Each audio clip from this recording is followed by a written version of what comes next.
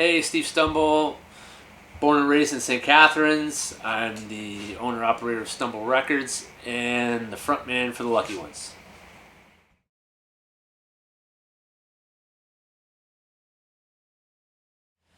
What got me into punk rock music? Um, I I remember growing up, being in elementary school, and I remember my sister's best friend Kirsty's older brother Ian used to make mixtapes for people all the time, and my sister would come home with cassettes and stuff, and I would listen to random stuff and be like, "Whoa, what's that?" I remember like Forgotten Rebels and Ramones and Violent Femmes and all kinds of crazy stuff would be on them, like Generation X, Billy Idol, all that kind of stuff was on. It was pretty cool.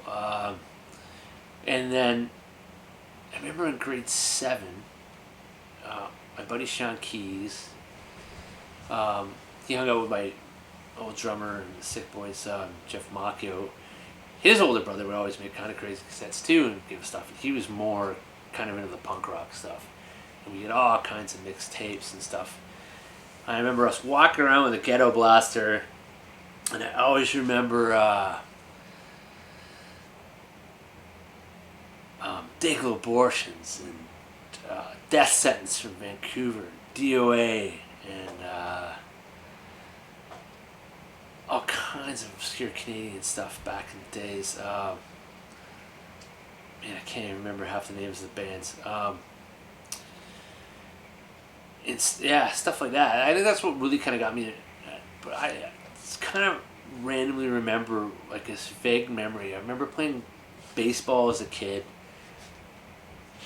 driving in the car with my parents to a baseball game, and I remember Ramones coming on the radio. I don't even remember what song it was, and I was just like, "What is this?" And I was just like, I was sold. I was like, I need to like punk rock music. I need more of this, more of this. And I just started to absorb it like crazy. And then when I was about 16, I was sneaking into Jerry's Alley in St. Catharines, this punk rock bar, and the DJs in there were all these people way older than me. Said, "Oh, you gotta listen to this. You gotta listen to this." I remember Sham 69 and all kinds of crazy stuff. But they would lend me records, and I would take them home with me and bring them back, and then they'd lend me more, and they'd lend me more, and I'd just come home with these records all the time and stuff like that. And I always brought them back because I wanted more. And that's pretty much what got me to punk rock. I was just hooked.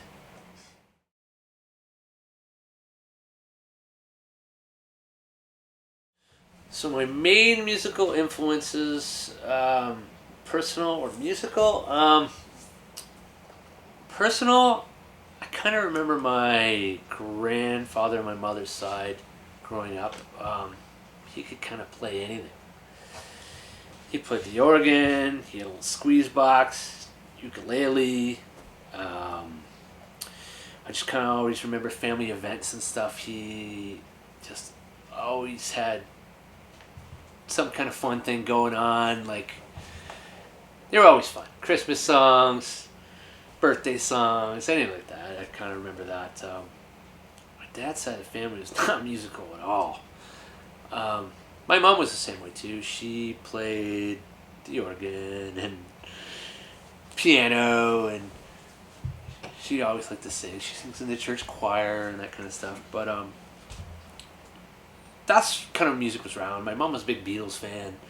There was always music in the house. I remember as a kid growing up, we would always go over the river, pizza and wings. That was the thing we did, living in a border town. And we'd go to Hills. And me and my sister were always allowed to buy a couple 7-inch records every time we went in there or whatever. That was the thing back in the day. Singles. You know, so you buy the best single of the week or whatever. So we always had music growing up around us and that was kind of, me and my sister were always playing music. Whether it was, and it was everything across the board from Hall & Oates and Billy Joel and Madonna and Duran Duran and whatever. New wave, punk rock, rockabilly, whatever it was. Stray Cats, I remember that being in there. All kinds of stuff like that. And then influences from musically as I got older, I discovered, the whole punk rock scene and stuff. And I remember the Forgotten Rebels being this huge influence. Finding them on mixtapes and stuff like that. I'd go out, buy every record I could, or every cassette, or whatever I could get my hands on. And that was pretty good. Frankie Venom, Teenage Head. To me, it was a lot more local influences that were big musically on me, I think. Like the Hamilton scene, being in the Sick Boys, like to play with the Forgotten Rebels and Teenage Head was like such a big deal to us. It was awesome. I think Frankie Venom was like my biggest influence singing. He was such a front man, you know what I mean? Like he was a cat. I got funny stories with Frankie and stuff, but he came out to like our vinyl release years later, and I said, "Hey, Frankie, you came out to the show, man." I was like so stoked that he actually came out. He was coming to a record release party. He's like, "That's cool, Steve. I drink blue." That was Frankie. He was just so blunt and like this Scottish little prick, right? Which is fine because I'm half Scottish and stuff too, so I appreciate his like blunt humor and stuff. I remember the first time we played with the Teenage Head and stuff. We walk into the dressing room in the back, and he goes, "Who you guys, the Black Leather Jackets?" I was like, "How'd you know who we were?" He's like, "Oh, seriously, that's your name?" I'm like, "I know, we're the Sick Boys." He's like, "Oh shit, you just got me there." So, Frankie was a character, I was really influenced by the British scene, Generation X, Billy Idol, the Stiff Little Fingers, the Specials, the Clash. I was a huge Clash fan. All that kind of stuff. Everyone's like, "Oh, how come you're not influenced by the American side of stuff?" To be honest, I just really didn't know it when I was younger. Being Canadian, we get a lot of like the BBC, CBC stuff. So the British stuff was here more. I think that's probably why influencing that kind of stuff. But I can't think of anything else. There's a million influences over the years and stuff. But everything from oi to rockabilly to ska to reggae to I just absorbed. I wanted to learn everything I could about that culture at the time because I just was so fascinated by it. And a lot of the local people in St. Catharines, like at Jerry's Alley, like the DJs at Jerry's, like Dirk Perfect, Johnny Lazarus, Pim, Bullchrome, and those guys would lend me records, and I'd take home stuff, and I'd just be like, wow. I remember being so mind blown that I didn't know who Sham 69 was. When I took that vinyl home, and I was just like, wow. I was like, this is awesome. And besides that, it's so weird. I was like the young guy. So I was sneaking into Jerry's Alley when I was probably 17, like 16, 17. It's got to be younger than that, maybe 15, 16. And doing that kind of stuff. And all the older people, they were like either older brothers, older sisters, and people I looked up to, or whatever. That kind of took us under our wing. We were starting a band and whatever. And punk rock was almost kind of old at that point to those people who were there because they'd been around since the original 70s, early 80s stuff. We were coming in like late 80s, early 90s, and yeah, those people like really influenced us. But they were just happy that people still liked the stuff they liked that they thought was getting old or whatever. And I still talk to and hang out with those people more. It's like I related more to them than I did to people my own age who liked all this stuff I didn't like. Like it was 80s and 90s was like bad hip hop.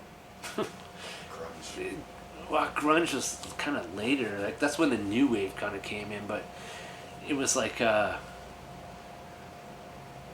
god, like New Kids on the Block and all that boy band crap and girl and hair bands and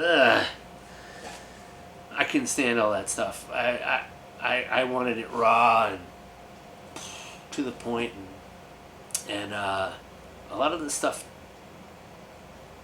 I didn't know it existed until I really saw that underground thing that I didn't even know existed where I lived. I was like, how is this here and I don't know about it?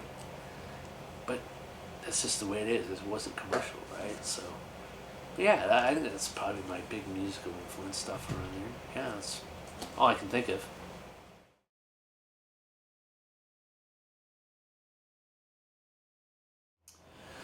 It's my first concert. Not exactly sure. I'm gonna say it's either Metallica at Maple Leaf Gardens, and somewhere in the late '80s, or I think there was Guns N' Roses and Metallica and Faith No More or something. Maybe there was a different lineup at the CNE.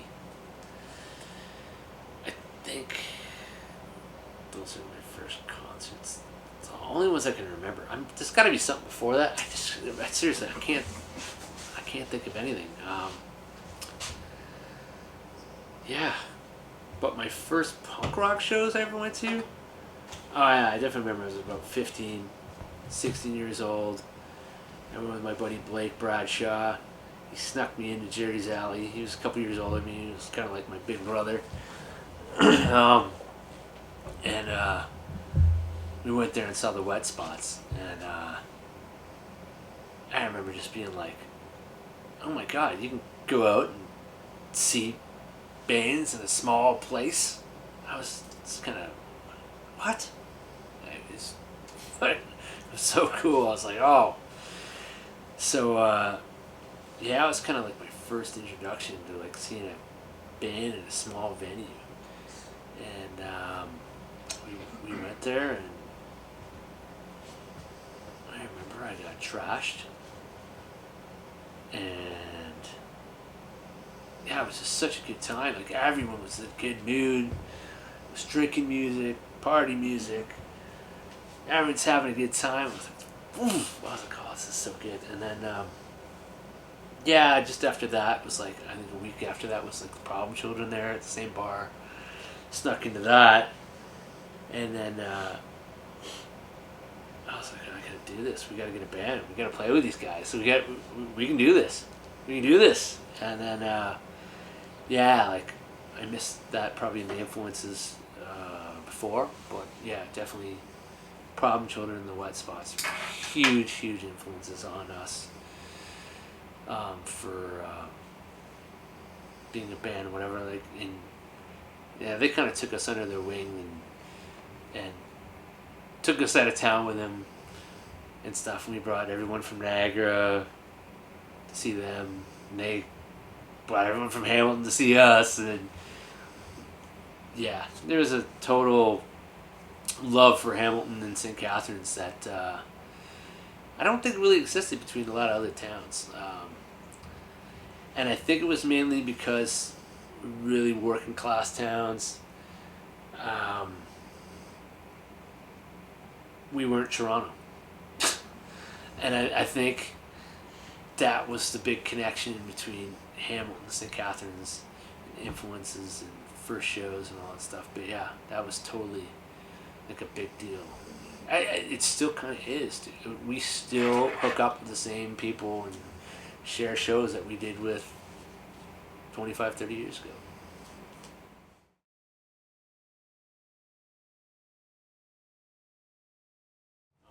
Favorite shows?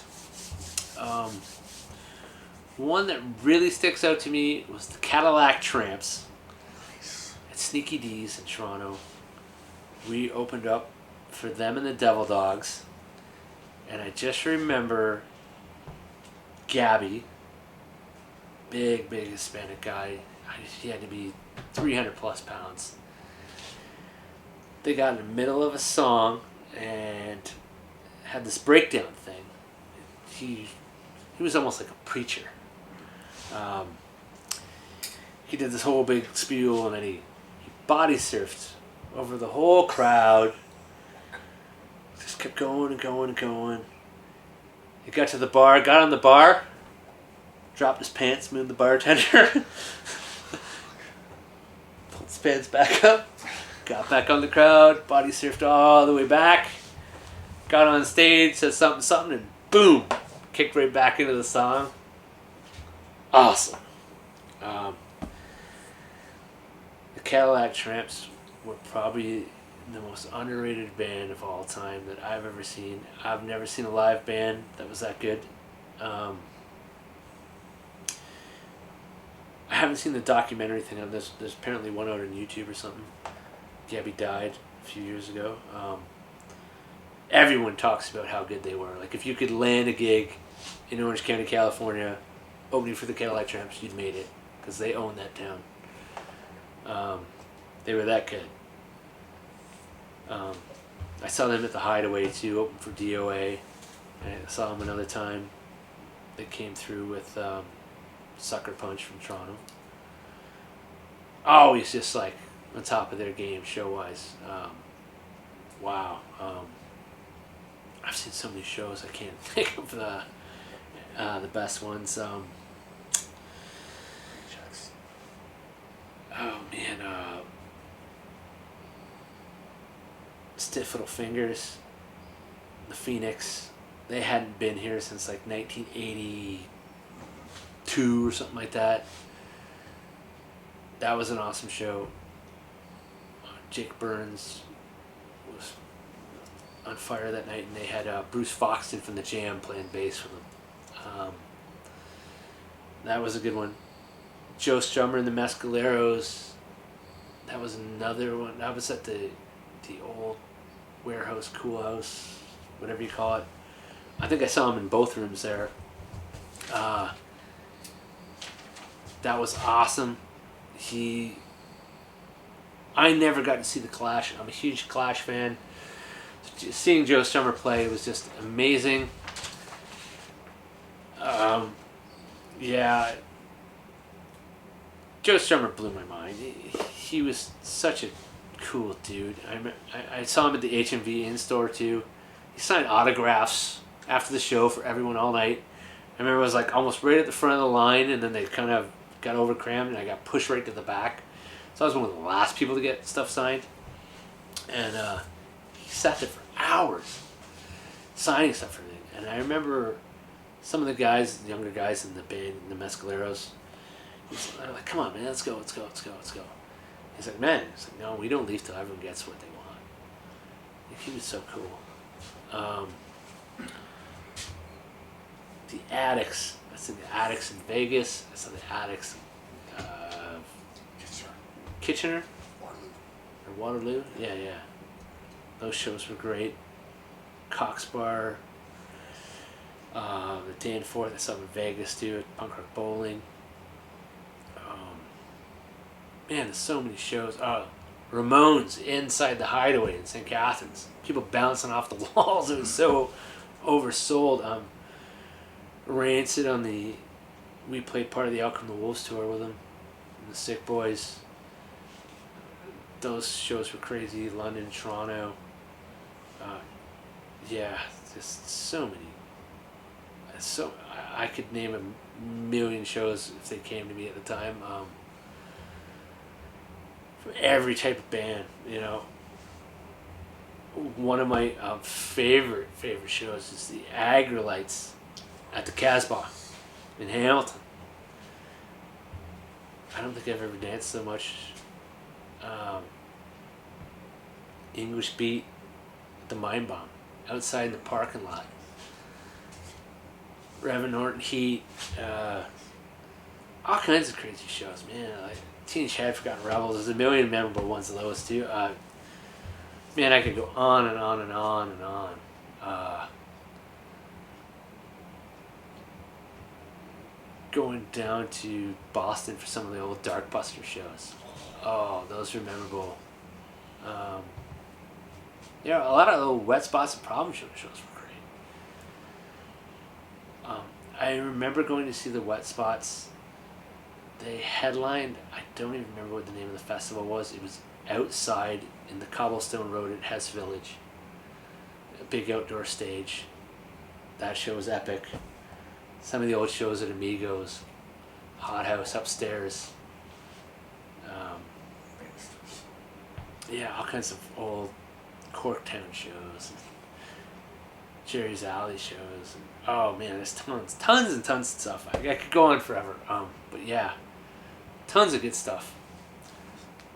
Can't remember half of it.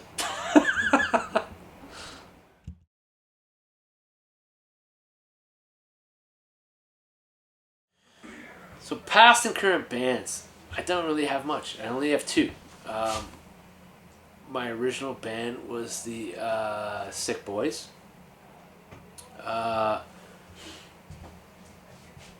want to say we started in like 1992, somewhere around there, and we released a bunch of stuff throughout the years there. First coming, we did a Barfly cassette. Then we did Wrecked 'Em Damn Near Killed 'Em, which was a CD that came out in 95. I know that came out in 95 because it came out right before we did the Rancid Outcome the Wolves tour. And was kind of why we got put on that whole tour. 1996, we had a record come out on VML Records in Chicago called Wrecked 'Em Damn Near Killed 'Em. It was a vinyl, limited edition purple swirly vinyl. It was, I think, limited to 500 copies. And I think we only ever had 150, 200 copies of it at the most. It was, you can find it, it's super cool. And it's this thick vinyl, it's really cool. And then we put out Put Your Weight On It, which was our full length in the late 90s. I don't know freaking what year, probably 97, 98. And after that, we had broken up and we put out From There to Here, which had a whole bunch of just random tracks we didn't release. There's a bunch of cover songs we did for tribute albums that never came out and stuff like that that comes up along the way. There was some Christmas songs and 4 songs we never released, that kind of stuff. Then from about 2000, 2002, I didn't do anything for almost a decade. I focused on the record company. That was my goal. It's kind of a weird thing. When we were on VMO Records in Chicago, they had this whole distribution network that we didn't have in the States. And I was like, they got audited by the IRS and went bankrupt. We had to actually fight to get our record back. They actually, I guess the IRS actually owned it. But I think Jenny and them from VML, like they sent it back to us kind of secretly somehow. We got the masters back somehow. And that was kind of the first Stumble Records release. So Stumble Records, I ran. That was kind of the beginning of it. I tried to put together a compilation thing and try to figure out what I was doing. I was going to put out some local bands. I didn't know what I was going to do.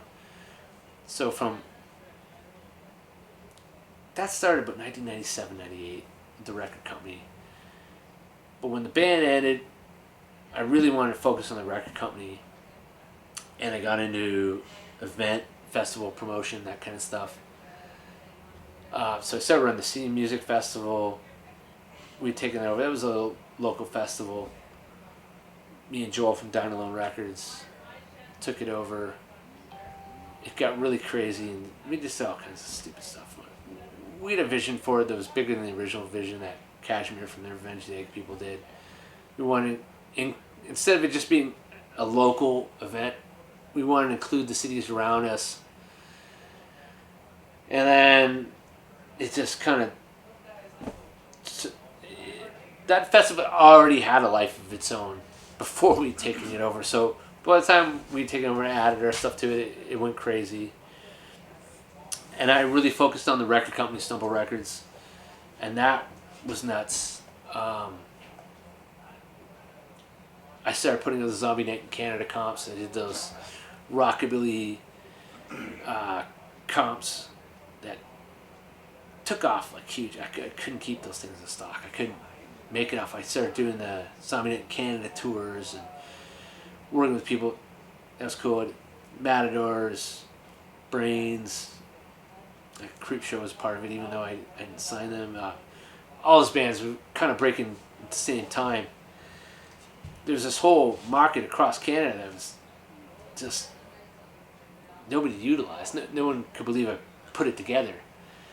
So I put that together, and I remember all the American reviews were like, "There's no way all these bands are from Canada. They're all too good." And I was like, "Yeah, a lot of American rockabilly bands suck." But I always say, the best bands are always from Canada. And so we did that. Got to that point, and then in the late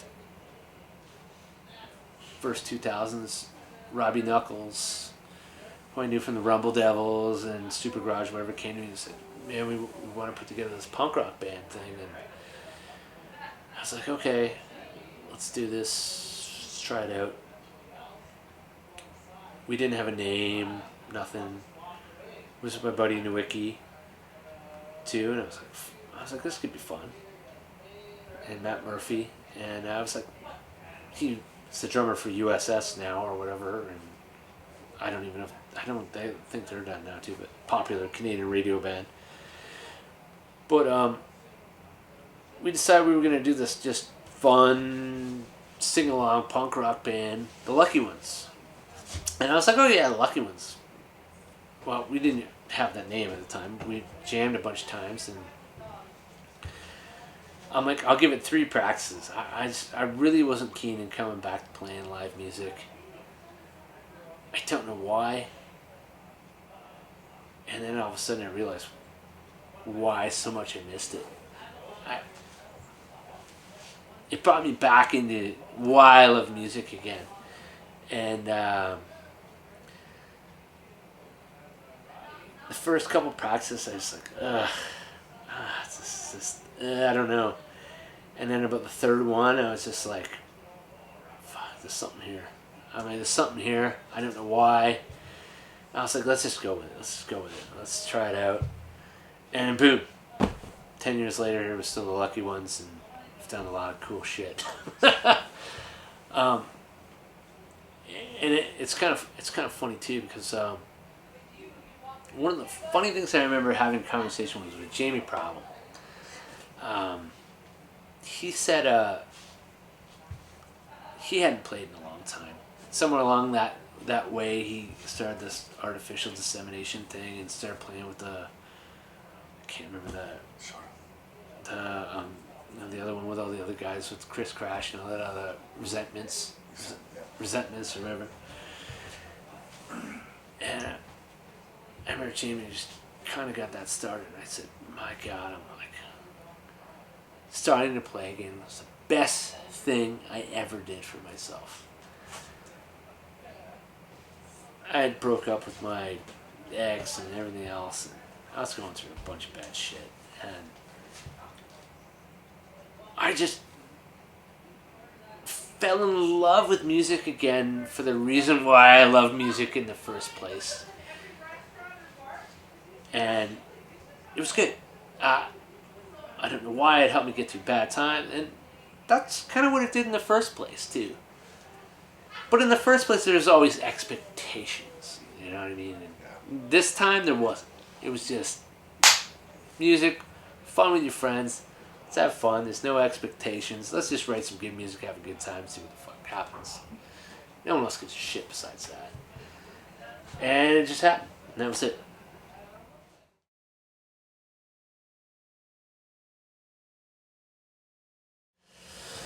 Oh man, it's been a bunch of craziest things I've seen in shows.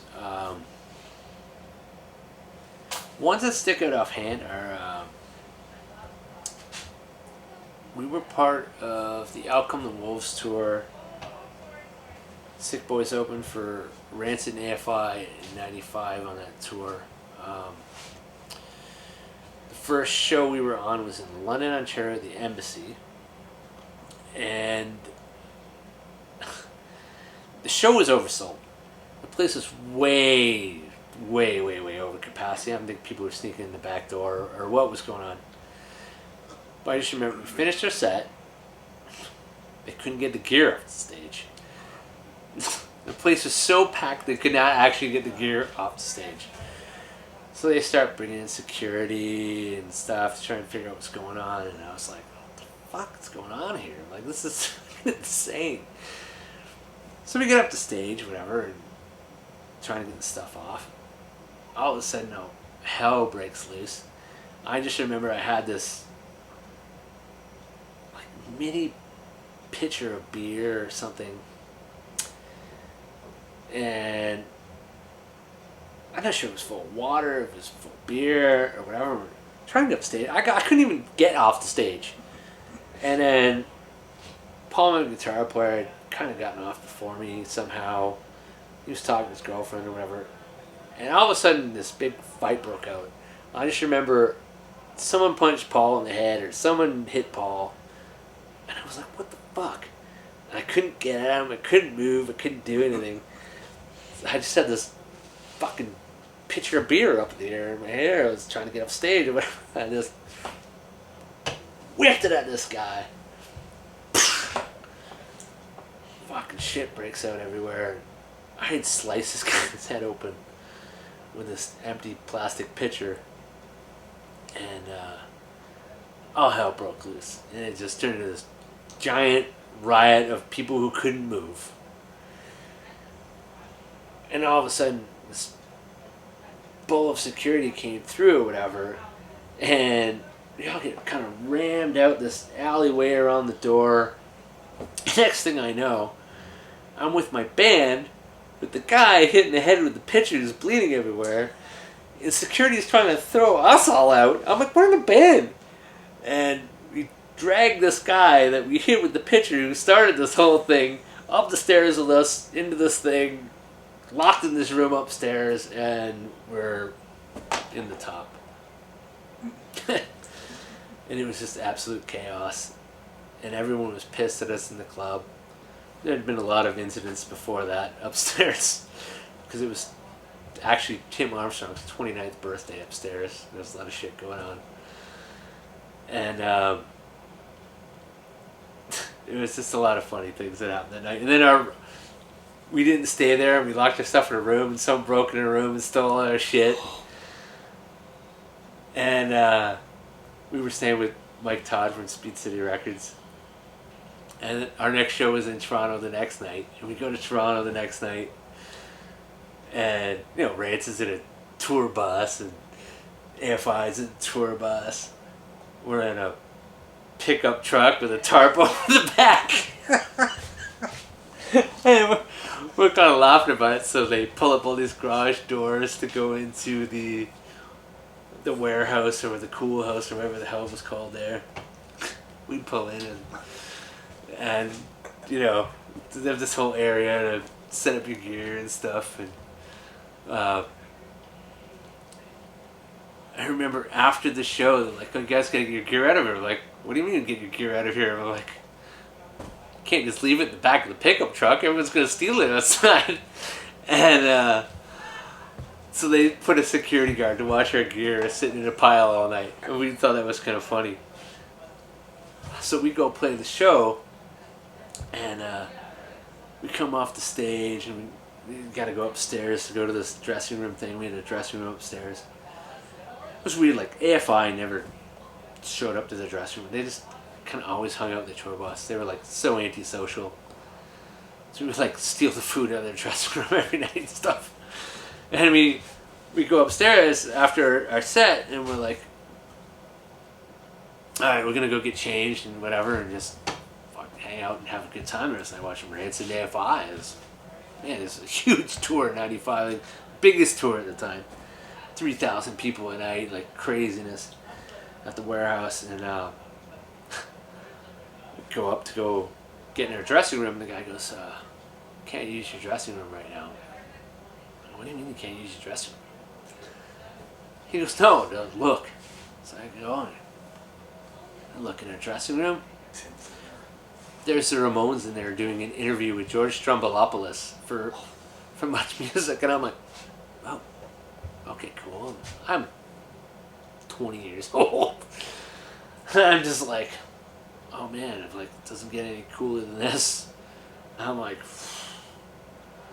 wow. So we meet the Ramones, White Zombies hanging out down the hall. They're doing the Adios Amigos tour at the same time. So the next day, this day off on the tour, we go with Rancid the next day, and we watch Ramones and White Zombie on the side of the stage at Cubs Coliseum the next day. And we were just like, wow, I guess it's all downhill from here, because you're 20 years old and you're getting to do shit like that. I was like, wow. But we had done a lot of shit on those random dates we were on with them at that time that blackballed us from a lot of other things.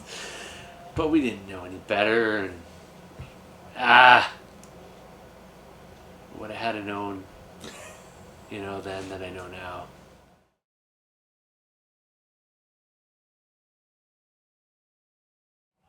What do I like and dislike about being a musician?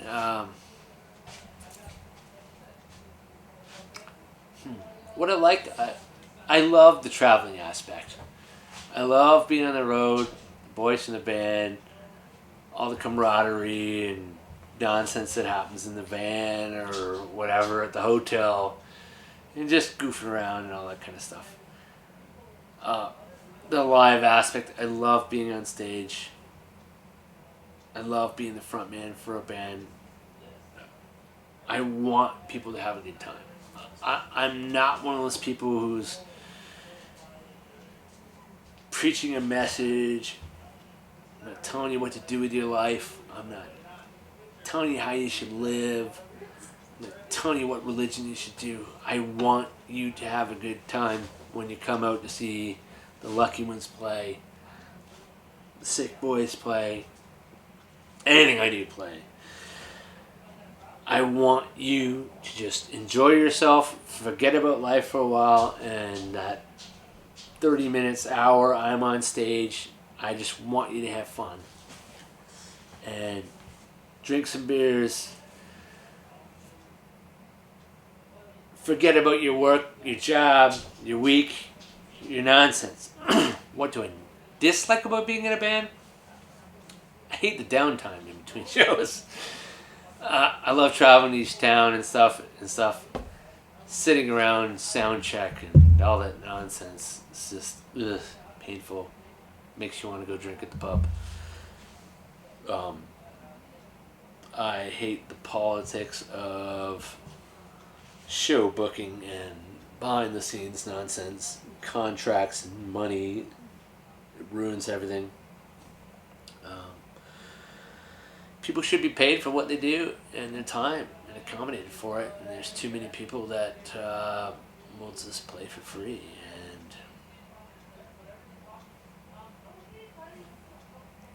And I get it. Punk rock shouldn't be about money and stuff, and it's about a message and stuff to a degree. But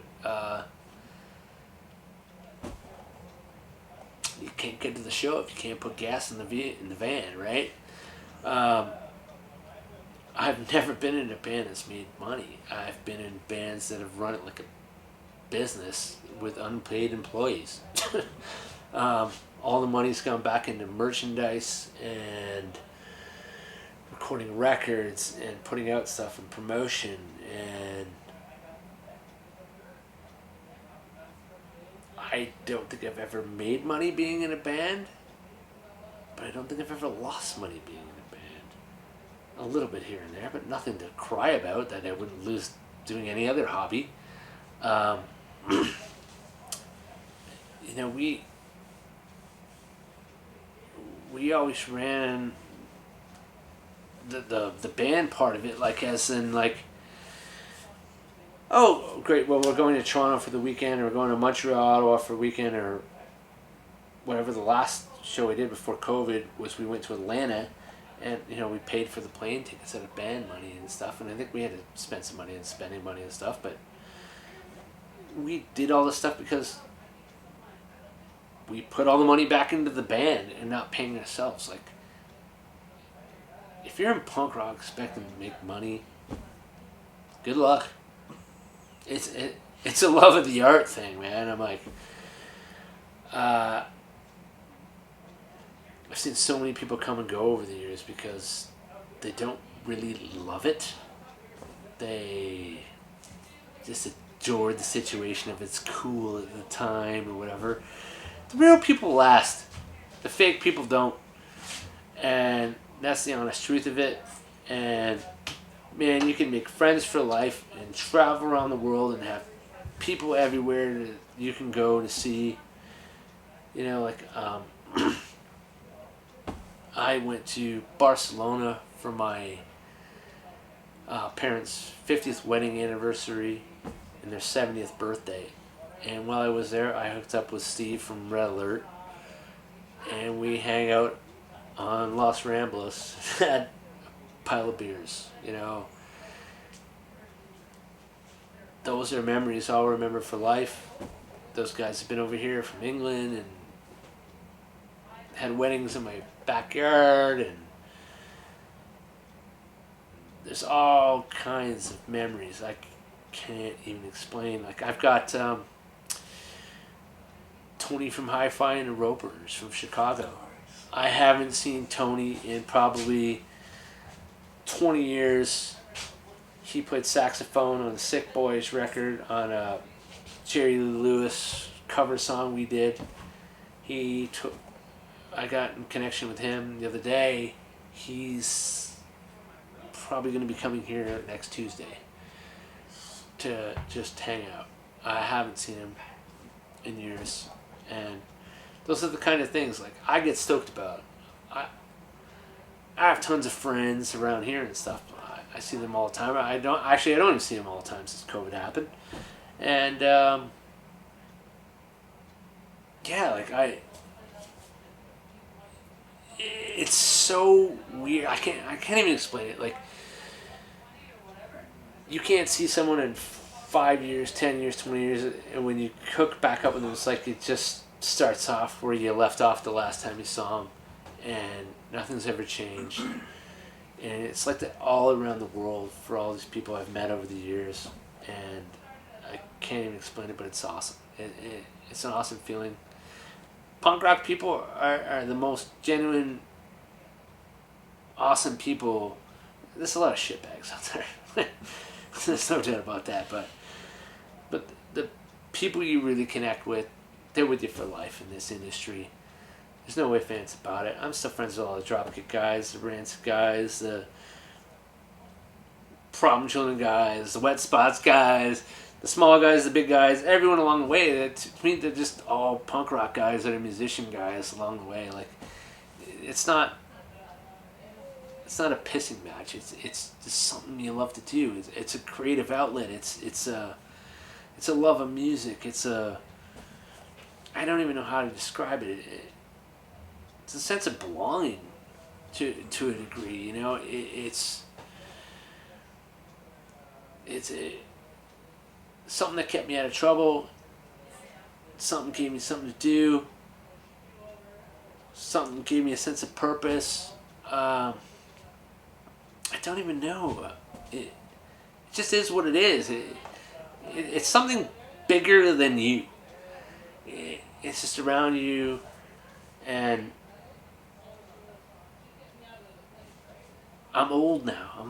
I'm gonna be 47 in a couple months. You know, I'm not even as old as I was a young guy, and man, I still hang out with the people that are their late 50s and 60s, and the young people who are coming up.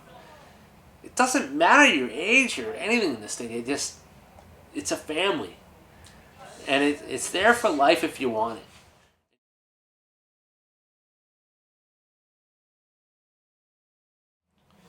So my most useless talent, I don't really have that many, I guess, because I consider myself pretty useful.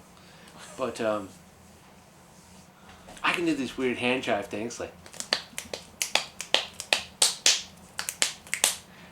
which is just weird shit. But I think my most useful talent is pretending to like my girlfriend Cheryl's cooking.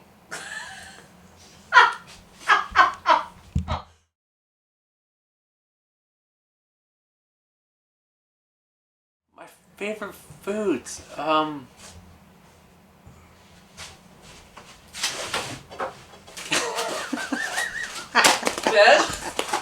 Here's my favorite foods. Oh yeah, there's burgers, chicken. No, I like Cheryl's homemade lasagna.